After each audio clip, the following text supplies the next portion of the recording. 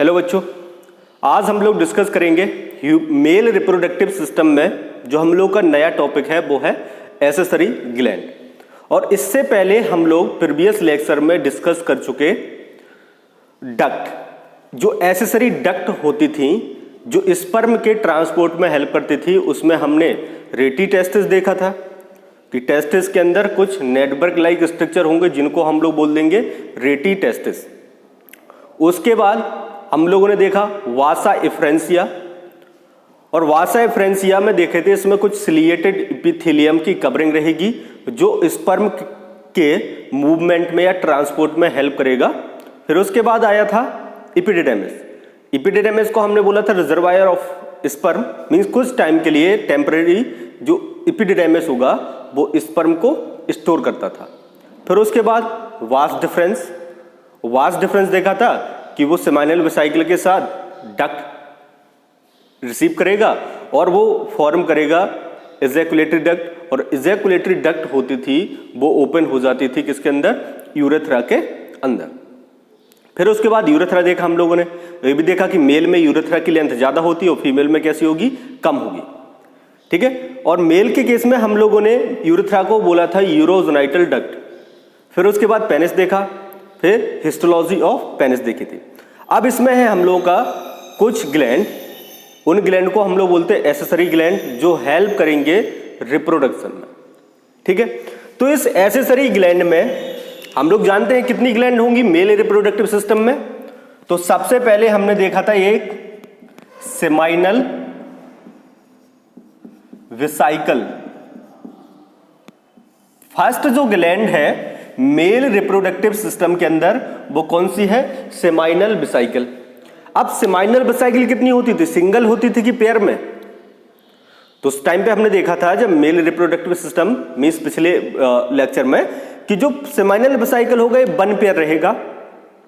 और कहां पर प्रेजेंट होता था, यूरिनरी ब्लैडर और रेक्टम के बीच में।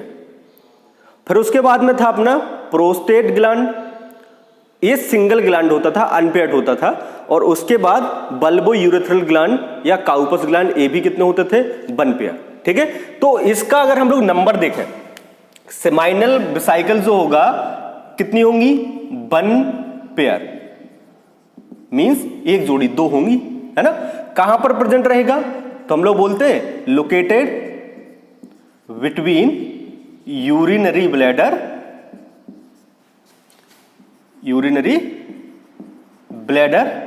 And rectum. यूरिनरी ब्लैडर और रेक्टम के बीच में प्रेजेंट होता था हम लोगों का सेमाइनल वेसिकल। अब जो सेमाइनल वेसिकल होगा, ठीक है, अगर डायग्राम में देखना हो तो हम लोगों ने बनाए थे डायग्राम कि ये था अपना यूरिनरी ब्लैडर, क्या था ये यूरिनरी ब्लैडर था। जल्दी जल्दी एक रफ डायग्राम बना ले। और यहीं पर प्रेजेंट होता था अपना, चलो इसी के दोनों साइड एक रहेगा सेमाइनल वेसिकल, ये रहा, है ना, और दूसरा सेमाइनल वेसिकल ये है। ठीक है, और फिर यहां पर हमने देखा था एक सिंगल लार्ज ग्लैंड होती थी जिसको हम लोग बोलते थे प्रोस्टेट ग्लैंड। क्या बोलते थे, प्रोस्टेट ग्लैंड। और ये कौन सी होती थी, सेमाइनल वेसिकल। ये कौन सी है, सेमाइनल वेसिकल। अब इसके नीचे हमने देखा था प्रोस्टेट यूरेथ्रा है, फिर इसके नीचे क्या आता था, मेम्ब्रेनस यूरेथ्रा, है ना। तो मेम्ब्रेनस यूरेथ्रा के दोनों side one pair gland present रहेंगी और इन ग्लैंड को हम लोग बोलते थे bulbo urethral gland. Bulbo urethral gland बोल दो या इसी को हम लोग बोल देते काउपर्स ग्लैंड। काउपर्स ग्लैंड, है ना, यही तो था। अब ये जो पार्ट रहेगा यूरेथ्रा का, इसको हम लोग बोलते थे पेनाइल यूरेथ्रा। ये कौन सा पार्ट हो गया, ये हो गया पेनाइल यूरेथ्रा वाला पार्ट। तो यही तो था अपना मेल रिप्रोडक्टिव सिस्टम, है ना। तो इसमें हम लोग को तीन ग्लैंड पढ़नी, एक सेमाइनल वेसिकल, प्रोस्टेट और बल्बो यूरेथ्रल। तो प्रोस्टेट सेमाइनल वेसिकल कितनी होंगी, दो होंगी, प्रोस्टेट ग्लैंड कितना होगा, सिंगल। बल्बोयूरेथ्रल ग्लैंड भी कितना होगा, 1 पेयर। कितना, 1 पेयर। ठीक है, तो इसमें सेमाइनल वेसिकल हो गया अपना, 1 पेयर ग्लैंड होगा, लोकेटेड रहेगा यूरिनरी ब्लैडर एंड रेक्टम के बीच में। अब ये सेक्रीट करेगा, क्या करेगा, सेक्रीट ट्रांसपेरेंट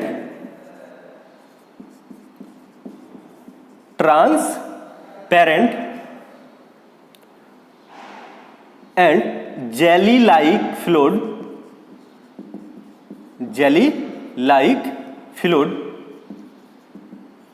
ठीक है, तो ये क्या करेगा, एक transparent jelly like fluid release करेगा, जिसकी जो पीएच होगी ये कैसा रहेगा, स्लाइटली एल्कलाइन। कैसा, स्लाइटली एल्कलाइन। पीएच इसकी कैसी है, एल्कलाइन है ना। कहने का मतलब कितना होगा, 7.4 के अराउंड। कितना होगा, 7.4 या 7.3 भी बोल सकते हम लोग। ये हो गया। और साथ ही साथ क्या क्या रहेगा इसमें, ये जो फ्लूइड प्रेजेंट है, ये जो सेमाइनल प्लाज्मा है ना, इस फ्लूइड को अपन क्या बोल सकते हैं, फ्लूइड को हम लोग सेमाइनल प्लाज्मा भी बोल देते है ना। जो लिक्विड वाला पार्ट होता, कलरलेस सब्सटेंस होगा, उसको क्या बोलते, प्लाज्मा। ठीक है, तो जो सेमाइनल प्लाज्मा होगा इसमें क्या क्या प्रेजेंट होता, मीन जो सेमाइनल ग्लैंड है इसके सिक्रीशन में कौन कौन से कंपोनेंट प्रेजेंट रहते।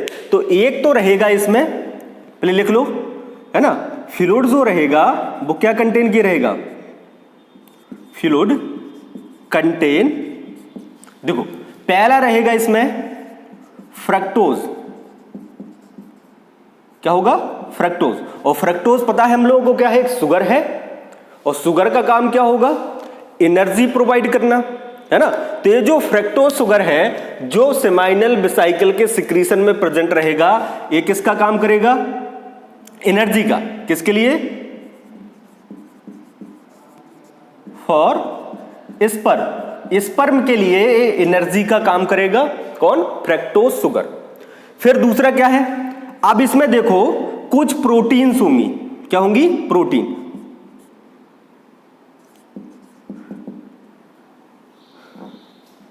प्रोटीन जो रहेगा वो है आइनोसिटोल, है ना। और भी कोई प्रोटीन रहेंगी, क्या होगी, प्रोटीन्स हो गई। और क्या रहेगी, इसमें रहेंगे कुछ एंजाइम। क्या रहेंगे, एंजाइम। कौन सा एंजाइम, प्रोस्टाग्लैंडिन। कौन सा, प्रोस्टाग्लैंडिन एंजाइम।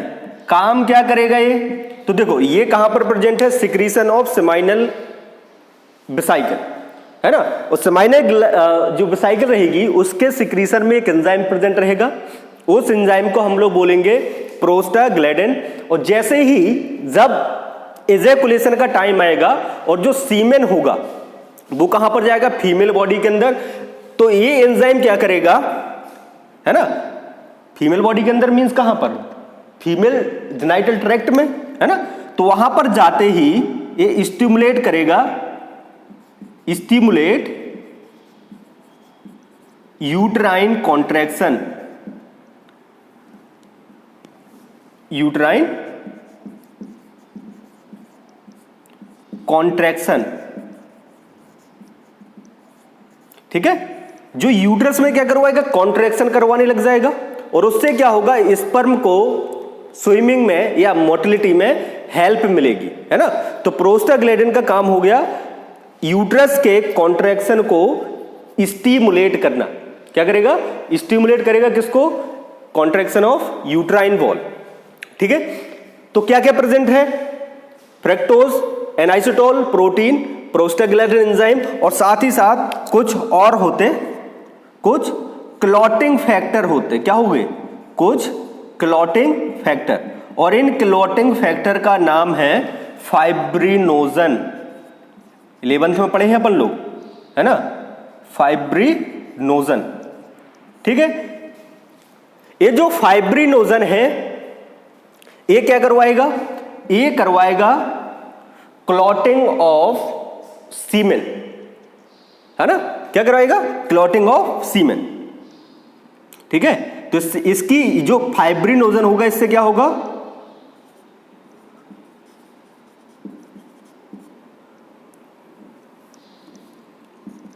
जो सीमेन होगा क्या हो जाएगा, क्लॉट कर जाएगा, है ना। तो इससे क्या होगा, देखो अगर सीमेन क्लॉट कर जाए, है ना, मीन सीमेन कैसा हो जाएगा, बहुत ज्यादा गाढ़ा हो जाएगा, तो उससे जो स्पर्म होंगे उस सीमेन में आसानी से स्विमिंग नहीं कर पाएंगे, है ना। स्विमिंग करने का मतलब देखो पानी में ही स्विमिंग करेंगे, दलदल में थोड़ी ना स्विमिंग कर पाओगे, है ना। तो उसके लिए हम लोगों को क्या करना पड़ेगा, वापस से इसको लिक्विफाइज करवाना पड़ेगा, वापस से इसको लिक्विड में कन्वर्ट करना पड़ेगा। तो उसके लिए दूसरा एक कंपोनेंट रिलीज होगा, कहां से, प्रोस्टेट ग्लैंड से। कहां से, प्रोस्टेट ग्लैंड से, वो भी बात करेंगे। ठीक है, तो ये क्या कराता है, जो फाइब्रिनोजन है सीमेन को क्लॉट करवा देगा। ठीक है, इतने सिक्रीशन या इतने कंपोनेंट प्रेजेंट है किसके सिक्रीशन में, सिक्रीशन ऑफ सेमाइनल वेसिकल। ठीक है, इतना नोट कर लीजिए, फिर हम लोग देखेंगे प्रोस्टेट ग्लैंड। ठीक है, प्रोस्टेट ग्लैंड में कौन कौन से कंपोनेंट प्रेजेंट रहेंगे। अब है प्रोस्टेट ग्लैंड। अब प्रोस्टेट ग्लैंड कितना होगा, सिंगल होगा कि पेयर्ड होगा। तो जो प्रोस्टेट ग्लैंड है, देखो ये जो प्रोस्टेट ग्लैंड होगा ये कैसा होगा, अनपेयर होगा। अनपेयर मींस सिंगल, अनपेयर को और क्या बोल सकते हैं, सिंगल ग्लैंड।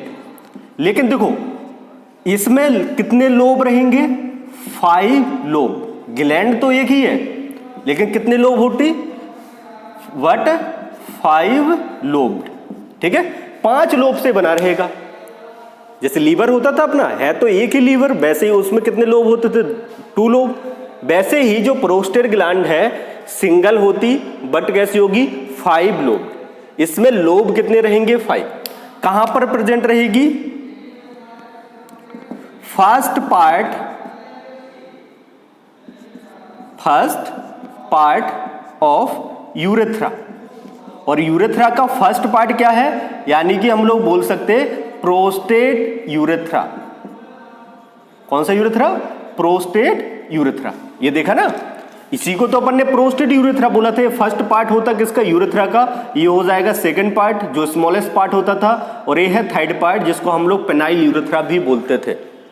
ठीक है, तो क्या हो गया, सिंगल हो गई बट 5 लोब्ड होगी, प्रेजेंट रहेगी around the first part of urethra, है ना। अब काम क्या होगा इसका, देखो ये सिक्रीट करेगा, सेक्रीट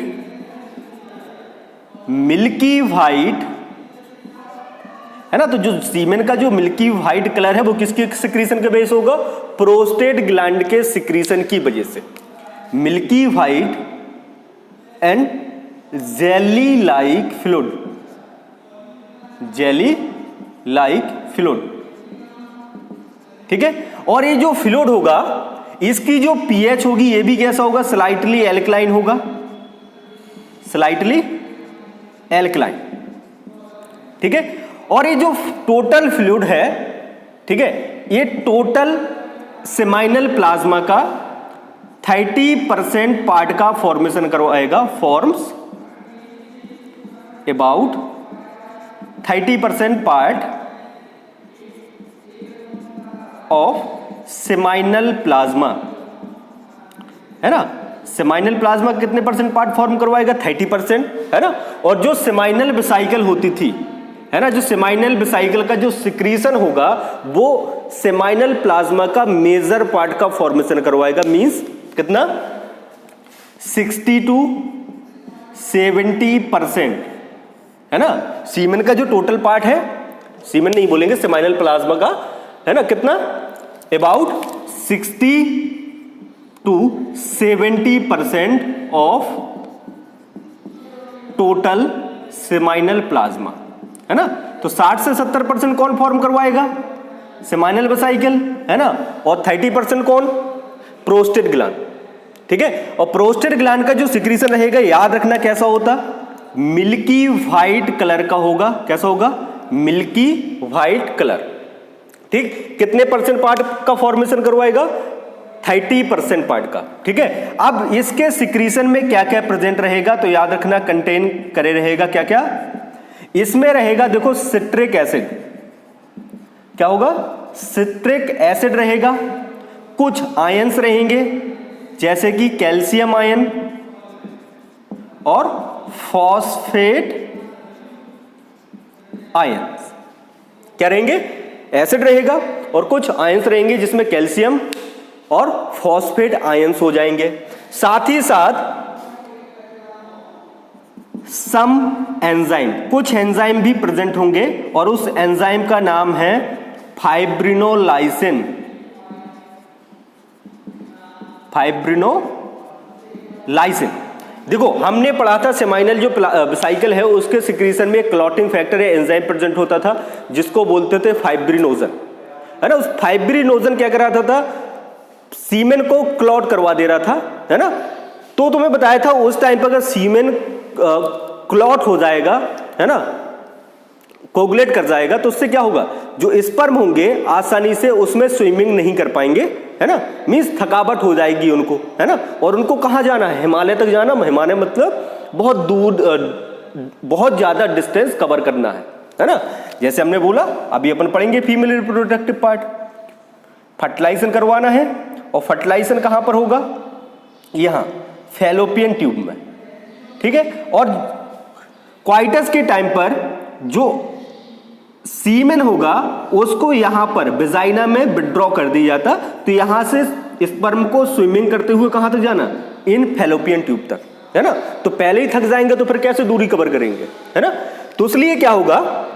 देखो, वहां से आया सेमाइनल वेसिकल का सिक्रीशन, है ना, और प्रोस्टेट ग्लैंड का सिक्रीशन आपस में क्या हो जाएगा? फ्यूज हो जाता है ना। तो इसमें जो फाइब्रिनोलाइसिन रहेगा, क्या रहेगा? फाइब्रिनोलाइसिन। ये जो कोगुलेटेड सीमेन था, कोगुलेटेड सीमेन था, जमा हुआ जो सीमेन था, उसको क्या करेगा? लिक्विफाइज कर देगा। क्या करेगा? लिक्विफाइज, वापस से उसको लिक्विड फॉर्म में कन्वर्ट कर देगा। कौन करता? फाइब्रिनोलाइसिन। ठीक है, अब फिर इसमें जो थर्ड ग्लैंड है वो है बल्बोयूरेथ्रल ग्लैंड। बल्बोयूरेथ्रल ग्लैंड, है ना। और बल्बोयूरेथ्रल ग्लैंड को हम लोग और क्या बोल देते? Cowper's gland. क्या बोलेंगे? Cowper's gland. ठीक है, तो बल्बोयूरेथ्रल ग्लैंड बोल दो या काउपर्स ग्लैंड बोल दो। ठीक, ये लास्ट ग्लैंड है हम लोगों के मेल रिप्रोडक्टिव सिस्टम का या एक्सेसरी ग्लैंड का। कितनी होंगी? सिंगल होंगी कि पेयर में? तो हम लोग बोलते हैं वन पेयर होंगी। ठीक है, और कहां पर प्रेजेंट रहेंगी? अभी क्या बोला? देखो, ये कौन सा पार्ट है यूरेथ्रा का? ये जो पार्ट होता ना, इसको हम लोग मेम्ब्रेनस यूरेथ्रा बोलते। क्या बोलेंगे? मेम्ब्रेनस यूरेथ्रा, है ना। तो मेम्ब्रेनस यूरेथ्रा के दोनों साइड प्रेजेंट रहेंगे बल्बोयूरेथ्रल ग्लैंड, है ना। तो पोजीशन, सॉरी, नंबर पहले कितना होगा? One pair. One pair means 2, है ना। कहां पर प्रेजेंट रहेंगी? लोकेटेड आइदर साइड ऑफ, ऐसा लिख लो, located around the membranous urethra, या हम लोग बोलते हैं either side of membranous urethra. दोनों साइड रहेंगी लेटरल साइड ऑफ, है ना, लेटरल साइड लिख लो, lateral side of membranous urethra, है ना। ये हो गया। अब देखो, ये भी क्या है? ग्लैंड है। तो ग्लैंड का काम क्या है? सिक्रीशन देना। ठीक, तो ये भी रिलीज करेगा, सेक्रीट करेगा कलरलेस, है ना, and slightly alkaline fluid, slightly alkaline fluid और स्लाइटली एल्कलाइन कहने का मतलब क्या है, पीएच कितनी रहेगी इसकी जो पीएच होगी है ना वो 7 से थोड़ा बहुत ज्यादा होगी, मतलब कितना हो गया 7.2। अगर 7 होता तो उसको न्यूट्रल बोलते है ना, तो 7 से थोड़ा बहुत ज्यादा है तो इसको क्या बोल दिया, स्लाइटली एल्कलाइन फ्लूइड। ठीक, अब इसका काम क्या है, ये जो बल्बो यूरेथ्रल ग्लैंड रहेगी या जो काउपर्स ग्लैंड रहेगी, इसका काम क्या होगा, तो ये क्या करेगा, इसका काम है, देखो ये जो इसका एल्कलाइन फ्लूइड रहेगा। ठीक, अब देखो यहां पर क्या है कि इसी यूरेथ्रा से यूरिन भी तो पास होना, क्या होना, यूरिन पास होगा, और यूरिन कैसा होगा, एसिडिक नेचर का। ठीक, तो अगर यूरिन पास हो गया सीमेन के पास होने से पहले, तो ये जो पूरा का पूरा पाथवे है ये कैसा हो जाएगा, एसिडिक, है ना। तो स्पर्म को सरवाइव करने के लिए पसंद है कौन सा, बेसिक मीडियम या एल्कलाइन मीडियम बोल सकते हैं, है ना। तो जो सिक्रीशन है बल्बो यूरेथ्रल ग्लैंड का, ये क्या करेगा, इसका काम हो जाएगा neutralise the acidic pH of urethra. Urethra की जो एसिडिक पीएच है उसको क्या करेगा, न्यूट्रलाइज कर देगा, क्या कर देगा, न्यूट्रलाइज, है ना। और साथ ही साथ and also lubricate the penis, है ना। साथ ही साथ क्या करेगा, पेनिस को लुब्रिकेशन का काम भी करेगा, लुब्रिकेट करने का काम भी कौन करेगा, बल्बो यूरेथ्रल ग्लैंड का सिक्रीशन, है ना। तो अभी जितनी भी ग्लैंड है, ठीक है, इनका जो सिक्रीशन होगा उसको हम लोग क्या बोल देंगे, सिक्रीशन ऑफ एसेसरी ग्लैंड, है ना, या सेमाइनल प्लाज्मा। और साथ ही साथ टेस्टिस से क्या आएगा, स्पर्म, तो स्पर्म और सिक्रीशन ऑफ एसेसरी ग्लैंड को मिला करके हम लोग बोल देते सीमेन, क्या बोल देंगे, सीमेन। तो अब हम लोग देखेंगे सीमेन क्या होता है ना, इतना नोट कर लीजिए। तो सीमेन क्या होगा, सीमेन को हम लोग बोल देते स्पर्म और सिक्रीशन ऑफ सेमाइनल प्लाज्मा, है ना। या फिर ऐसे बोल सकते कि सीमेन को हम लोग बोलेंगे कि स्पर्म, है ना, और सिक्रीशन ऑफ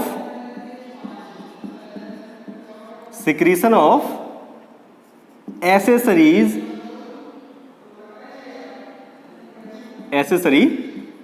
ग्लैंड, है ना। तो एसेसरी ग्लैंड का जो सिक्रीशन होगा मींस जो सेमाइनल प्लाज्मा होगा और स्पर्म को मिला करके हम लोग बोल देंगे सीमेन, क्या बोल देंगे, सीमेन, है ना। अब जो सीमेन होगा, ठीक है, इसमें क्या क्या होगा, तो हमने देखा कि जो सीमेन है वो रिच होगा, रिच इन फ्रक्टोज, है ना। इसमें क्या क्या प्रेजेंट रहेगा, फ्रक्टोज। और फ्रक्टोज जो शुगर है वो कौन रिलीज करेगा, किसके सिक्रीशन में रहेगा, सेमाइनल वेसिकल के। काम क्या होता, स्पर्म को एनर्जी प्रोवाइड करना, मींस फूड की तरह कंज्यूम करेंगे किसको, फ्रक्टोज को, कौन, स्पर्म। साथ ही साथ इसमें क्या रहेगा, कैल्शियम आयंस, क्या रहेंगे, कैल्शियम आयन भी रहेंगे, फॉस्फेट आयंस भी रहेंगे, ठीक है। और साथ ही साथ क्या रहेंगे, साइटेन एंजाइम्स, एंजाइम्स देखे अपन ने, प्रोस्टाग्लैंडिन, फाइब्रिनोजन, फाइब्रिनोलाइसिन। तो ये सब चीजें प्रेजेंट होंगी किसके अंदर, सीमेन के अंदर, ठीक। और पर इजेकुलेशन कितना, पर इजेकुलेशन हम लोग कितना सीमेन रिलीज करेंगे, तो बोलते हैं 2 से 5 ml पर इजेकुलेशन, पर इजेकुलेशन। इजेकुलेशन समझते हैं, इजेकुलेशन का मतलब होता है जब क्वाइटस का टाइम होगा तो उस टाइम पर मेल बॉडी से एक सेक्सुअल एक्साइटमेंट के टाइम पर मेल बॉडी से कितना ml सीमेन रिलीज होगा, ठीक। तो कितना रिलीज होता, 2 से 5 ml पर इजेकुलेशन, ठीक है। क्या क्या रहेगा इसमें, फ्रक्टोज रहेगा, कैल्शियम आयन और साइटेन एंजाइम्स, क्या, साइटेन एंजाइम, ठीक है। अब इसमें हम लोग देखते हैं कि जो नॉर्मल स्पर्म काउंट होगा, नॉर्मल स्पर्म काउंट समझते हैं? मीन्स एक हेल्दी ह्यूमन के अंदर 1 ml में कितना स्पर्म प्रेजेंट रहेगा, तो हम लोग बोलते हैं जो नॉर्मल स्पर्म काउंट है, नॉर्मल स्पर्म काउंट किसके अंदर, एक हेल्दी ह्यूमन के अंदर वो कितना होना चाहिए, 20 to 120 मिलियन पर ml। 1 ml में कितना, 20 से 120 मिलियन।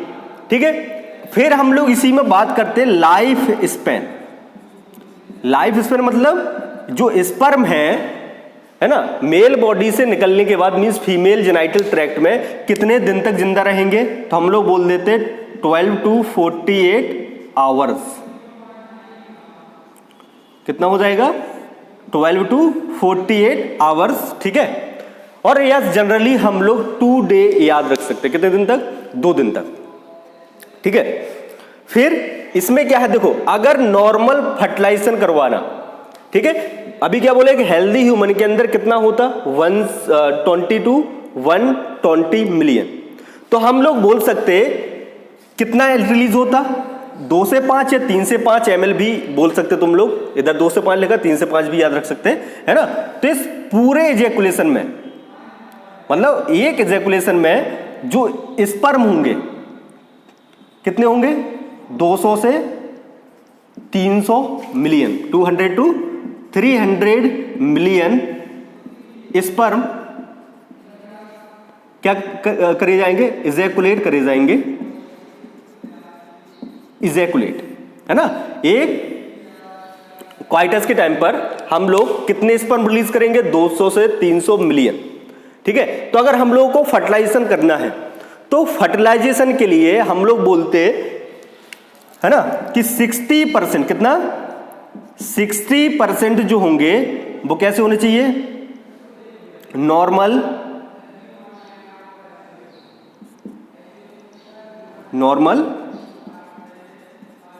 Shape and size. ठीक है, मतलब देखो इतने तो हैं, कितने हैं, 200 से 300 मिलियन है, लेकिन उनमें से कितने नॉर्मल फर्टिलाइजेशन के लिए, किसके लिए, नॉर्मल फर्टिलाइजेशन के लिए इतने परसेंट, कितने परसेंट, 60% कम से कम एटलीस्ट। ठीक है, कैसे होने चाहिए, नॉर्मल शेप एंड साइज के, किसके लिए, नॉर्मल फर्टिलाइजेशन, है ना। एक नॉर्मल फर्टिलाइजेशन के लिए इतने में से, कितने में से, 200 to 300 मिलियन में से कितने परसेंट, 60% कैसे होनी चाहिए, नॉर्मल शेप एंड साइज के। और 60% से भी कितना, इनमें भी 40%, कितने का, 60% में से 40% क्या होनी चाहिए, शुड या मस्ट बी सो वाइग्रस मूवमेंट, है ना। मतलब इनमें मूवमेंट करने की कैपेसिटी होनी चाहिए, कितने में से, देखो हमने क्या बोला, मान लो देखो कितने हैं, 100 हैं, कितने हैं, 100 या 1000 भी बोल सकते। ठीक है, तो उसमें से कितने परसेंट, 60% मींस कितने हो गए, 60 स्पर्म जो होंगे, है ना। मान लो अगर 100% नॉर्मल शेप एंड साइज के हैं तो कोई दिक्कत वाली बात नहीं है, अच्छी बात है कि नहीं। लेकिन अगर मान लीजिए कुछ स्पर्म क्या होते, उनके अंदर कुछ मॉर्फोलॉजिकल एबनॉर्मलिटीज आ जाती, है ना, क्योंकि उनको क्या है, काफी स्पर्म है, उनमें से कुछ क्या हो जाते, हम लोग बोलते सही से मेच्योर नहीं हो पाते, है ना। तो उसमें से कितने होने चाहिए नॉर्मल फर्टिलाइजेशन के लिए, 60%, है ना। मतलब 60 स्पर्म ऐसे होने चाहिए जो नॉर्मल शेप एंड साइज के होने चाहिए, और 60 में से भी कितने, 40 स्पर्म ऐसे होने चाहिए जिसमें मूवमेंट करने की कैपेसिटी हो, वो स्विमिंग कर सके, तभी एक ह्यूमन फर्टिलाइजेशन कर सकता। समझ में आई बात? ठीक है, तो इतना होना चाहिए किसके लिए, नॉर्मल फर्टिलाइजेशन के लिए। लाइफ स्पैन कितना होता है, नॉर्मल स्पर्म काउंट कितना होगा, और कितना सीमेन हम लोग रिलीज करते हैं पर एजुकेशन, ये सब याद रखना है। ठीक है, अब देखो कुछ कंडीशंस हैं, कुछ डिसऑर्डर्स हैं। ठीक है, अगर देखो किसी के अंदर जैसे हमने बोला 1 ml में कितने स्पर्म होते, 20 से 120 मिलियन, ठीक है। तो अगर किसी पर्सन में जो स्पर्म काउंट है वो कितना हो जाए, 20 मिलियन से कम हो जाए पर ml, ठीक है। एक हेल्दी ह्यूमन के अंदर कितना होना चाहिए, नॉर्मल स्पर्म काउंट 1 ml में 20 से 120 मिलियन, ठीक है। अगर किसी के अंदर इससे कम हो गया, स्पर्म कम हो गया, 1 ml में कितना हो गया, लेस देन 20 मिलियन, तो उस कंडीशन को हम लोग बोलेंगे ओलिगोस्पर्मिया। क्या बोलेंगे, ओलिगोस्पर्मिया। और दूसरा होगा एजोस्पर्मिया, एजोस्पर्मिया, ठीक है। एजोस्पर्मिया का मतलब क्या होगा, देखो ए फॉर एब्सेंट और जू का मतलब किससे, जूजू से, जूजू मींस स्पर्म से, ठीक है। तो अगर सीमेन में स्पर्म एब्सेंट है, मान लो अभी हम लोग बात कर रहे थे, अगर 20 मिलियन से भी कम हो गए तो उस कंडीशन को ओलिगोस्पर्मिया बोलेंगे, है ना। अगर मान लीजिए अब स्पर्म में, सॉरी सीमेन में जो स्पर्म है वो बिल्कुल ही नहीं है, सीमेन के अंदर बिल्कुल भी स्पर्म नहीं है, तो उस कंडीशन को क्या बोलेंगे, एजोस्पर्मिया। आइदर एब्सेंट मतलब बिल्कुल भी नहीं है ना, या बहुत कम है, ना के बराबर है, और नियरली एब्सेंट, तो इस कंडीशन को हम लोग बोल देंगे एजोस्पर्मिया, ठीक। तो अब ये बताइए, ऐसे जो पर्सन होंगे ये चाइल्ड प्रोड्यूस कर पाएंगे, फर्टिलाइजेशन कर पाएंगे, नॉर्मल फर्टिलाइजेशन नहीं होगा, इसमें तो बिल्कुल भी नहीं होगा, ठीक है, इनफर्टाइल होगा ये। फिर आएगा थर्ड, इसमें है एस्थीनोस्पर्मिया। थर्ड क्या है, एस्थीनोस्पर्मिया। इसका मतलब क्या होगा, रिड्यूस्ड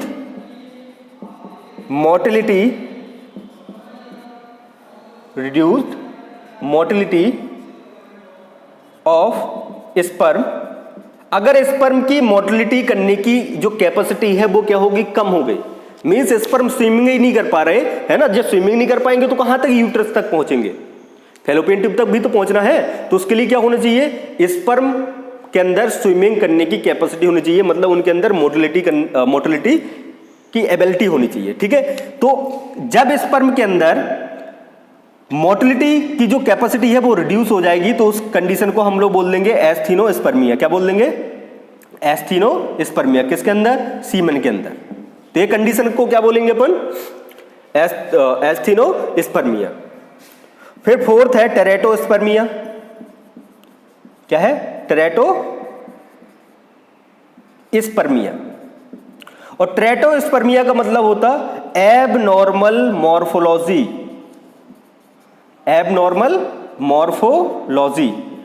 मॉर्फोलॉजी समझते हैं, जैसे अभी हम लोग स्पर्म का स्ट्रक्चर देखेंगे, मान लीजिए ये है स्पर्म, ठीक है। तो स्पर्म में हम लोग हेड पढ़ेंगे, नेक पढ़ेंगे, मिडिल पीस, है ना, नेक भी पढ़ेंगे, मिडिल पीस पढ़ेंगे और फिर पढ़ेंगे टेल, ठीक। एक हेल्दी या मेच्योर स्पर्म के अंदर ये सब स्ट्रक्चर प्रेजेंट होते, ठीक। तो ये जो स्पर्म रहेगा वो कैसा है, मॉर्फोलॉजिकली कैसा है, फिट है, ठीक है, हेल्दी है। अब टेरेटोस्पर्मिया का मतलब क्या है कि देखो इसमें क्या बोला कि जब स्पर्म के अंदर एबनॉर्मल मॉर्फोलॉजी देखने को मिलेगी तो उस कंडीशन को क्या बोल देंगे, टेरेटोस्पर्मिया। अब मान लीजिए किसी स्पर्म की पूंछ कट गई, है ना, या मान लीजिए उसके ऊपर एक्रोसोम नहीं है, एक मेम्ब्रेनस स्ट्रक्चर पढ़ेंगे जिसको एक्रोसोम बोलेंगे, मान लीजिए एक्रोसोम नहीं है ना, मान लीजिए उसका हेड ही गायब है ना, तो ये क्या हो गई, सब एबनॉर्मल मॉर्फोलॉजी हो गई, ऐसे स्पर्म फर्टिलाइजेशन नहीं कर पाएंगे, तो उस कंडीशन को हम लोग बोलेंगे टेरेटोस्पर्मिया, ठीक है। ओलिगोस्पर्मिया मींस जब स्पर्म काउंट कितना हो जाए, लेस देन 20 मिलियन। एजोस्पर्मिया जब स्पर्म एब्सेंट ही हो जाए। फिर एस्थीनोस्पर्मिया मींस जब स्पर्म के अंदर मोटिलिटी करने की कैपेसिटी क्या हो जाती, कम हो जाती है, उस कंडीशन को क्या बोलेंगे, एस्थीनोस्पर्मिया, ठीक है। आज के लेक्चर में इतना ही, ठीक है। अब हम लोग मिलेंगे नेक्स्ट लेक्चर में, ठीक।